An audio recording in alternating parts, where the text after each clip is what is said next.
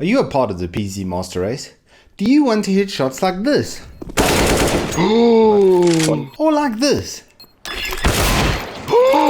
Then, have I got the product for you?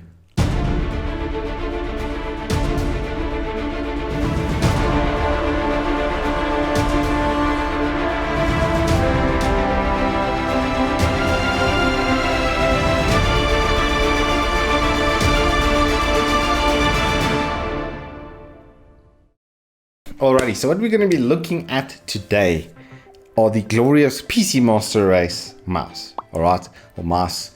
I feel like I should say mouses, but mouse is the thing. It's a weird scenario where the synonym or the plural, for this word is a bit of a weird one. Anyway, we have the Glorious PC Master Race mouse in front of me. Now all of them have a couple of things in common. 6 buttons, programmable LEDs, you can also program them from the mouse, PMW3360 sensor, so a really good FPS optical sensor for the FPS gamers out there, and a high enough DPI that you can scale into 4K resolutions as well. Now all of them basically have that basic setup, dedicated DPI buttons, DPI lights on the bottom of the mouse, etc, etc. But there are a couple of critical ways in which these are actually different in product. Now my chosen one of the lot is actually the Model O. This has been what I've been using basically the last 3 weeks. And the mouse really is an ultra personal piece of equipment. It's where you generally interface a lot of the time with a PC, or most of the time. You know, a keyboard is a keyboard. They have different feels and the keys and stuff, but if one's got cherry MX reds to the other, the feel will generally be the same. It comes down more to looks. But a mouse is something you hold. It's something your hand has to wrap around constantly, and it's a very tactile experience. And that's why I believe it is generally the most personal purchase you can make when it comes to PC gaming. Now, the Model D, I actually think has a slightly better shape. But before we get into any of that, let me unbox all of them and put them out in front of you. Now, just to give you a quick example as well of the packaging, it just literally comes packaged in there like that.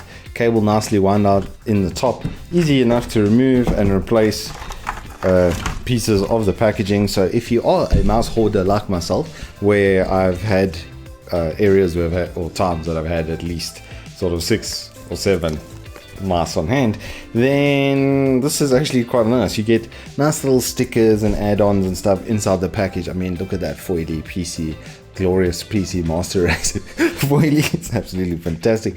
Couple of spare feet as well, which is really nice for them to put in, because that's generally the first thing that dies on your mouse. They'll either lift or, you know, just become completely worn out from too many of the flicks. So that's really nice. They do include that all in the package, and then it just goes really nicely back in its box, wouldn't it? But let's have a look here at the 3 guys in question. So we have, let me actually switch these around, because we have the Model O, the Model O Minus, which is just a smaller version of it, and then the Model D. Now, as I said, of the 3, honestly, the Model D has the best shape. It's definitely a king of ergo here. It feels like a little bit of a crossover between the Razer Death Adder, and then at the back it becomes a kind of almost SteelSeries Sensei-ish, or Rival 300. It's much wider at the back than the Razer, so it does still have the front grooves, which are really comfortable and stuff, but I actually wasn't all that comfortable on this mouse, because the Model O's have something very interesting that this doesn't have. Now, all of them are very light and drilled out and such, but weight, because of that, has a big influence on the overall experience of using the mouse.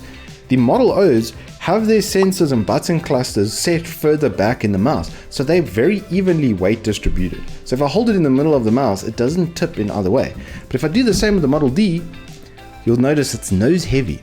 So when you pick it up, it doesn't quite, it gives you that feeling on your fingers, and it sort of pushes into the back of your palm. Now, this might be nitpicky for some, but it's just definitely, for me, worth noting. As I've said, all of them have absolutely brilliant coloring in them. There's no shortage of RGB inside of these mice, and then drilled out, so their weights are absolutely like mind-blowingly low. When I went back to even a 90-gram mouse, I felt the difference immediately.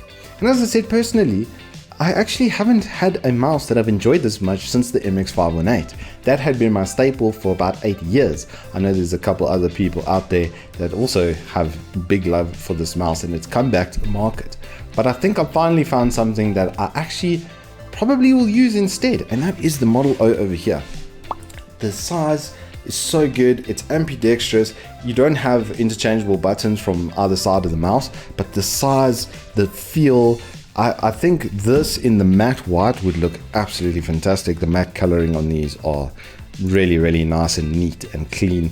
The overall build quality and plastics used in these masks are absolutely fantastic. The glass is obviously prone to a couple of thumb marks and dust and that kind of stuff, but it's very, very easy to clean. And once again, they all pretty much, they much of a muchness as far as the physical setup of the mouse go. In closing then, there's definitely a mouse here for just about everybody, especially with these two being ambidextrous. The smaller one is going to be great for the smaller hands, and it's going to give you that A-grade optical sensor effect so that you can hit those flick shots. Anyway, thank you all so much for watching. We do appreciate you joining us for another lockdown review here in sunny of South Africa's. Until next time, keep your lives taking and your games wrecking. We'll see you on the flip side.